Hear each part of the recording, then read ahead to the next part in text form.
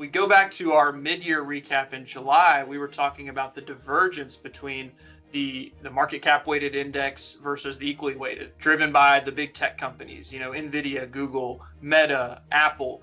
We've started to, and at that time we said, hey, there's some opportunity for that gap to start to narrow. And we've seen that so far in Q3, where we've got small cap, mid cap, other sectors that are starting to catch up to those big tech companies. The thing we need to remember here is the Fed is regulating interest rates because they're trying to regulate inflation while also balancing what is needed for stimulus or cool down in the economy. So think about it like, a seesaw. They have two things they're kind of working on here. And in the 80s, they just had runaway inflation coming out of the 70s, so very high rates, and it took forever for this to kind of come down. I think the Fed has done a pretty good job in this scenario, and we'll get to another slide talking about that, in starting to make those cuts in an appropriate manner. Some may look at this and think, oh gosh, we're contracting. But really, we're not talking about a massive rate of change in manufacturing. We're looking for that soft landing that the Fed has talked about quite a bit. And this looks about as smooth and soft as I think you could hope for on the manufacturing side. Then you look at housing starts, you look at consumer credit, retail sales. This isn't a drastic change of events here.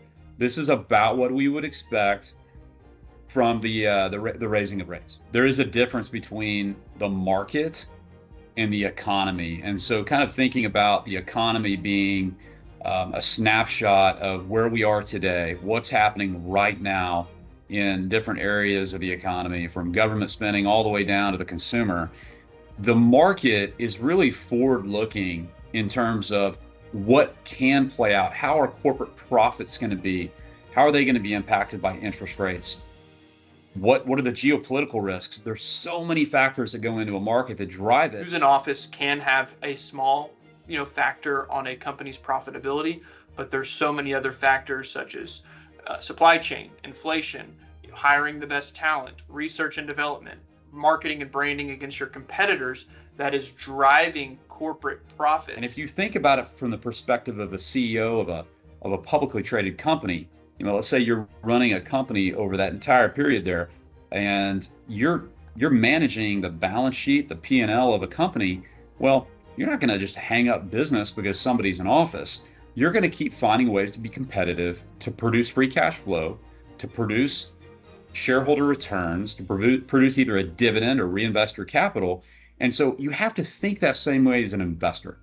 Despite your environment, despite the outcome of an election, staying invested is prudent. S&P 500 still positive on the year. It's been a great year for the S&P 500, but during Q3, like we talked about on that second slide, we're starting to see the breadth widening in the market. Real estate, small cap, emerging markets, all outperformed.